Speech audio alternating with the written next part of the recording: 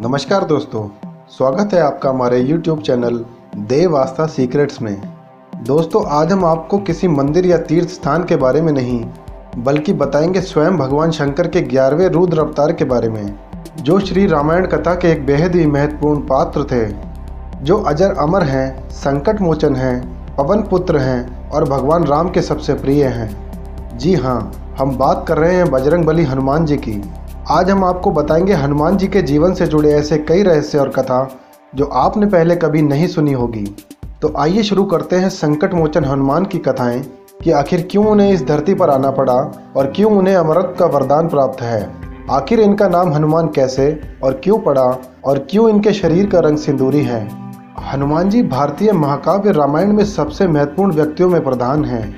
हनुमान जी शिव जी के 11वें रुद्र अवतार वे सबसे बलवान और बुद्धिमान माने जाते हैं। रामायण के अनुसार वे जानकी के अत्यधिक प्रिय हैं। इस धरती पर जिन 7 मनुष्यों को अमृत का वरदान प्राप्त है उसमें बजरंगबली भी हैं। हनुमान जी का अवतार भगवान राम की सहायता के लिए हुआ था। ज्योतिषियों के अनुसार हनुमान जी का जन्म त्रेता युग के अंतिम चरण में चैत्र पूर्णिमा को मंगलवार के दिन चित्रा नक्षत्र व मेष लग्न के योग में हुआ था। उनका जन्म भारत के झारखंड राज्य में गुमला जिले के आंजन नाम के छोटे से पहाड़ी गांव की एक गुफा में हुआ था। इन्हें बजरंगबली के रूप में जाना जाता है क्योंकि इनका शरीर एक वज्र की तरह था, और इन्हें पवन पुत्र भी कहते हैं क्योंकि वायु अथवा पवन हवा के देवता ने हनुमान को पालने में महत्वपूर्ण भूमिका निभाई थी। मारुत शब्द का अर्थ है हवा तथा नंदन का अर्थ है बेटा। हिंदू पौराणिक कथाओं के अनुसार हनुमान मारुति नंदन भी हैं। सबसे पहले आपको बताते हैं बजरंगबली की हनुमान नाम पड़ने की कहानी के बारे में। हनुमान जी के जन्म पश्चात एक दिन उनकी माता फल लाने के लिए उन्हें आश्रम में छोड़कर चली गईं। जब शिशु हनुमान को भूख लगी तो वे उगते सूर्य को फल समझकर उसे पकड़ने आकाश में उड़ने लगे। भगवान सूर्य ने उन्हें अबोध शिशु समझकर अपने तेज से नहीं जलने दिया। जिस समय हनुमान सूर्य को पकड़ने के लिए लपके, उसी समय राहु सूर्य पर ग्रहण लगाना चाहता था। हनुमान जी ने सूर्य के ऊपरी भाग में जब राहु का स्पर्श किया तो वह भयभीत होकर वहां से भाग गया। उसने इंद्र के पास जाकर शिकायत की और कहा कि हे देवराज, आपने मुझे अपनी क्षुधा शांत करने के लिए साधन के रूप में सूर्य और चंद्र दिए थे। आज अमावस्या के दिन जब मैं सूर्य को ग्रस्त करने गया तब देखा कि दूसरा राहु सूर्य को पकड़ने जा रहा है। राहु की यह बात सुनकर इंद्र घबरा गए और उसे साथ लेकर सूर्य की ओर चल पड़े। राहु को देखकर हनुमान जी सूर्य को छोड़ राहु पर झपटे। राहु ने इंद्र को रक्षा के लिए पुकारा तो उन्होंने हनुमान जी पर वज्रायुध से प्रहार किया, जिससे वे एक पर्वत पर गिरे और उनकी ठुड्डी टूट गई। हनुमान जी की यह दशा देखकर वायुदेव को क्रोध आया। उन्होंने उसी क्षण अपनी गति रोक दी, जिसके बाद संसार का कोई भी प्राणी सांस नहीं ले पाया और सब पीड़ा से तड़पने लगे। तब सारे सुर असुर, यक्ष, किन्नर आदि ब्रह्मा जी की शरण में गए तो ब्रह्मा जी उन सब को लेकर वायुदेव के पास गए। वायुदेव मूर्छित हनुमान को गोद में लिए उदास बैठे थे। जब ब्रह्मा जी ने उन्हें जीवित किया तो वायुदेव ने अपनी गति का संचार करके सभी प्राणियों की पीड़ा दूर की। फिर ब्रह्मा जी ने कहा कि कोई भी शस्त्र इसके अंग को हानि नहीं कर सकता। इंद्र ने कहा कि इसका शरीर वज्र से भी कठोर होगा। सूर्यदेव ने कहा कि वे उसे अपने तेज का संताश प्रदान करेंगे तथा शास्त्र मर्मज्ञ होने का भी आशीर्वाद दिया। वरुण ने कहा, मेरे पाश और जल से यह बालक सदा सुरक्षित रहेगा। यमदेव ने हनुमान को अवध्य और निरोग होने का आशीर्वाद दिया। यक्षराज कुबेर, विश्वकर्मा आदि देवों ने भी उन्हें अमोघ वरदान दिए। इंद्र के वज्र से हनुमान जी की ठुड्डी यानी हनु टूट गई थी, इसलिए उनको हनुमान नाम दिया गया। इसके अलावा वे अनेक नामों से प्रसिद्ध हैं, जैसे बजरंगबली, मारुति नंदन, अंजनी सुत, पवन पुत्र, संकट मोचन, केसरी नंदन, महावीर, कपीश, शंकर सुवन इत्यादि। अब जानते हैं आखिर क्यों भगवान शिव को लेना पड़ा हनुमान अवतार और क्या था इसके पीछे का कारण। शास्त्रों के अनुसार हनुमान जी भगवान शिव के ही 11वें रुद्र अवतार थे। पृथ्वी पर भगवान विष्णु का अवतार भगवान श्री राम के रूप में हुआ था। सभी देवता जानते थे कि यह राम ही हैं जो जगत के पालनहार बनेंगे। यही नाम सभी प्रकार के दुख भी समाप्त करेगा। रामायण में बताया गया है कि एक बार भगवान शिव की इच्छा हुई कि पृथ्वी लोक पर चलकर भगवान राम के दर्शन करें। उस समय राम जी की आयु कुछ 5 वर्ष की थी। लेकिन भगवान शिव अपने असली रूप में नहीं जा सकते थे।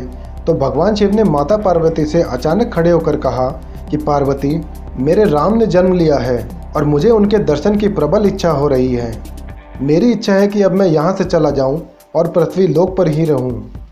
यह बात सुनकर पार्वती जी का मन विचलित हो गया और माता रोते हुए बोली कि हे स्वामी, मुझसे ऐसी कौन सी गलती हो गई है जो आप मुझे छोड़कर अयोध्या नगरी जा रहे हैं। स्वामी, आप यदि जाना चाहते हैं तो जाइए, लेकिन आपके बिना मैं यहाँ प्राण त्याग दूंगी। इतना सुनकर शिवजी को यह महसूस हुआ कि पार्वती भी मेरे बिना नहीं रह सकेंगी। तब भगवान शिव ने माता पार्वती से कहा कि हे उमा, मैं तुम्हें कैसे त्याग सकता हूँ। और इसके बाद भगवान शिव ने अपने 11 रुद्रों के विषय में माता पार्वती को बताया और बोले, देखो पार्वती, इन 11 रुद्रों में से एक रुद्र वानर का अवतार आज मैं लेने वाला हूँ, जो बाद में हनुमान के रूप में जाना जाएगा।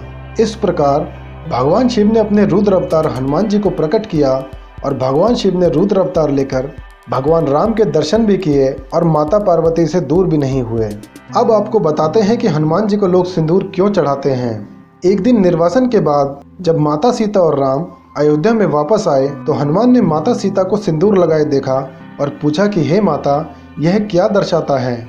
माता सीता ने उत्तर दिया कि सभी विवाहित महिलाएं अपने पति की दीर्घायु के लिए सिंदूर लगाती हैं। इस बात को सुनकर हनुमान जी ने अपने पूरे शरीर के ऊपर सिंदूर का लेप कर लिया, जिससे भगवान राम बहुत प्रभावित हुए और हनुमान जी से कहा कि जो कोई भी आपको सिंदूर प्रदान करेगा उसकी सभी बाधाएं उनके जीवन से हटा दी जाएंगी।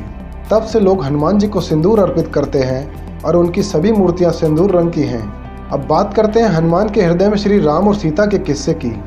अयोध्या लौटने के बाद राम और सीता ने उन सभी लोगों का सम्मान करने का फैसला किया जिन्होंने उनकी मदद की थी। और जब हनुमान जी की बारी आई तो सीता जी ने उनको अपना मोती का हार उपहार के रूप में दिया।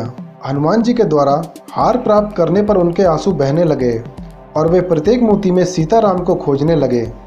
जब उनसे पूछा गया कि क्यों वह कहते हैं कि हर मोती के अंदर भगवान राम और सीता हैं, तो उन्होंने कहा कि राम सीता के बिना इस हार का कोई मूल्य नहीं है। उनके आसपास के लोग उनका मजाक उड़ाने लगे और कहने लगे कि भगवान राम और सीता के प्रति उनका संबंध उतना गहरा नहीं हो सकता जितना कि वो दावा करते हैं। तभी हनुमान जी ने अपने दिल में राम सीता को दिखाने के लिए अपना सीना खोल दिया और राम सीता सचमुच उनके हृदय में दिखाई दिए। अब जानते हैं कि कैसे हनुमान जी को चकमा देकर भगवान राम वैकुंठ लोक गए। जब भगवान राम जान गए कि उनकी मृत्यु का समय हो गया है और उन्होंने कहा कि यम को मुझ तक आने दो, मेरे लिए वैकुंठ धाम जाने का समय आ गया है। लेकिन मृत्यु के देवता यम अयोध्या में घुसने से डरते थे। उनको राम के परम भक्त और उनके महल के मुख्य प्रहरी हनुमान से डर लगता था।